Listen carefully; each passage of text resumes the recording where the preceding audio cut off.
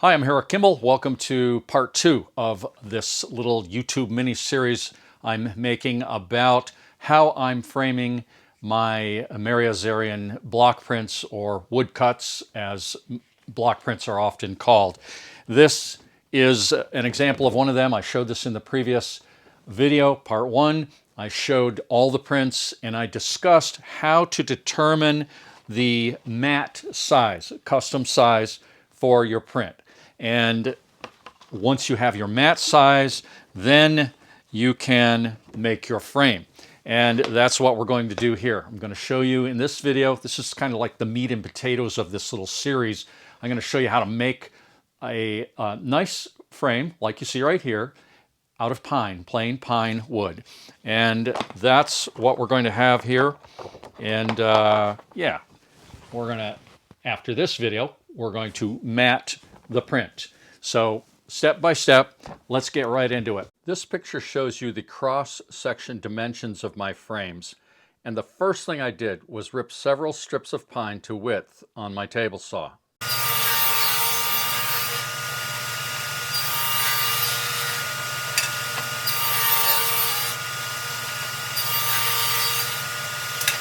Next, I made the first cut for the rabbet that will be on the back side of the frame.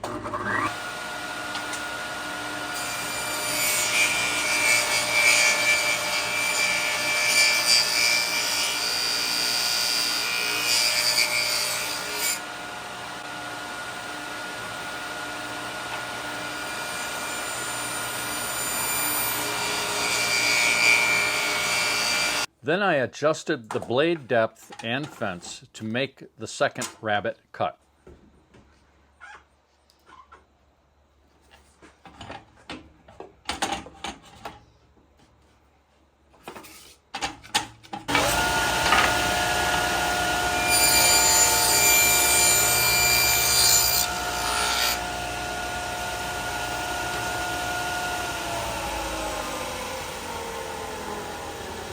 In my previous video, I determined the mat size for each of my prints, but picture frame outside dimensions are always some amount wider than the mat, which fits into the perimeter rabbet on the back of the frame. To determine how much wider I needed to make my frames, I placed two frame pieces together like you see here. Then I was able to measure the amount I needed to add to the mat sizes to get the outside dimensions of my finished frame. As you can see in this photo, the distance is 15/16 of an inch. So the outside dimensions of my frames needed to be cut 15/16 of an inch longer than my mat sizes. I'm going to cut my frame sides with an inexpensive chop saw set for 45-degree cuts.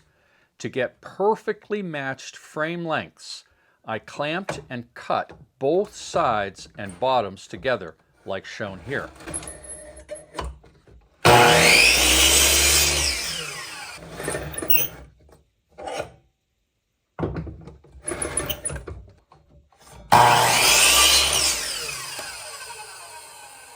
That right there is the objective.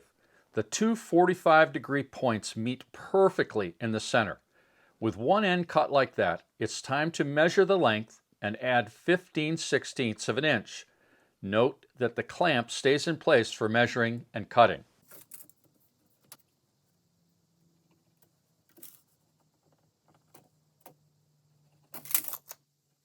With the frame side length determined, like you see here, I can cut the pieces to length.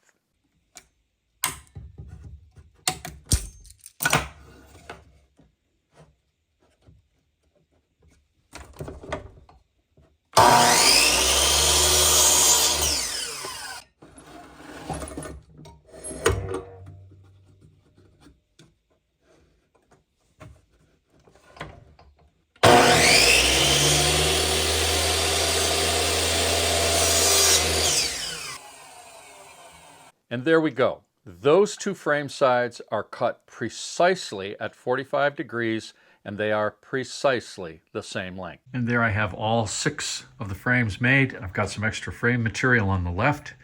And just take a look here. Pussy Willows, Barn Cat. Now, the Barn Cat frame is square. So when I cut these, I cut an A side and a B side, and I'll make sure to coordinate them just in case there's a little bit of variation. Okay, back road to church by moonlight, grasshopper, and fresh scent of spring. I purchased an inexpensive belt clamp for this project. There are other ways to clamp a frame, but this tool did the job very well.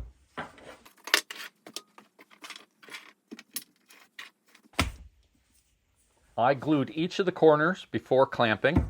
A palette knife is the perfect tool for buttering the mitered ends with glue.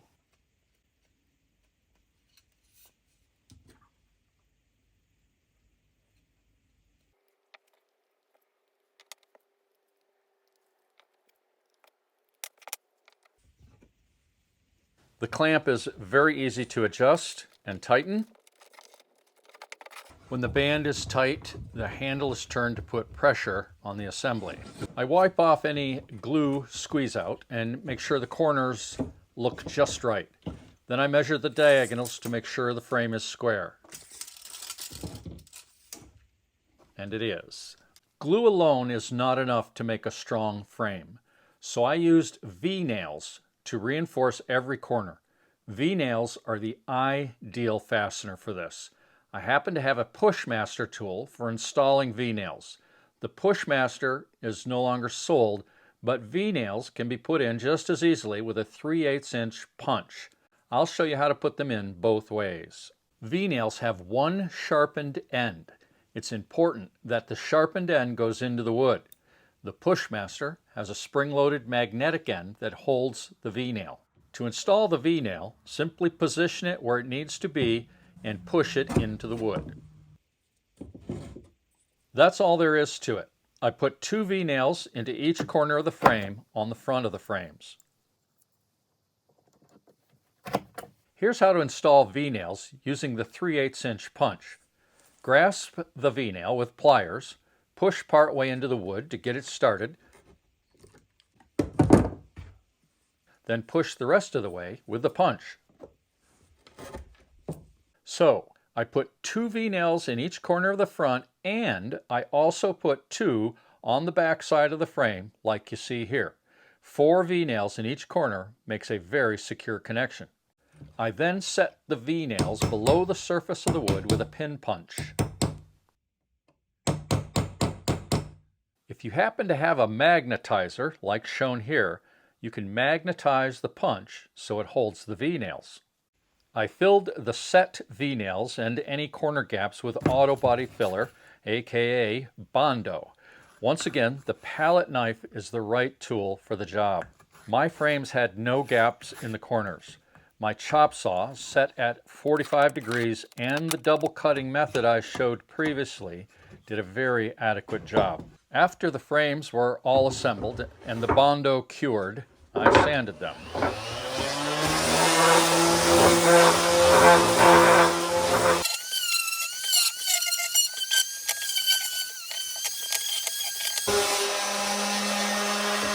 I cleaned away hardened excess glue in the corners with my utility knife. And finally, I eased over all the frame edges front and back with my block plane.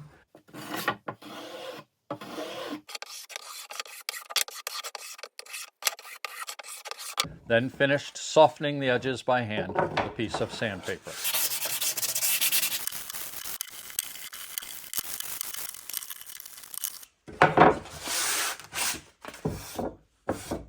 And that, my YouTube friends, is how I went about making simple pine frames for my Mary Azarian print collection.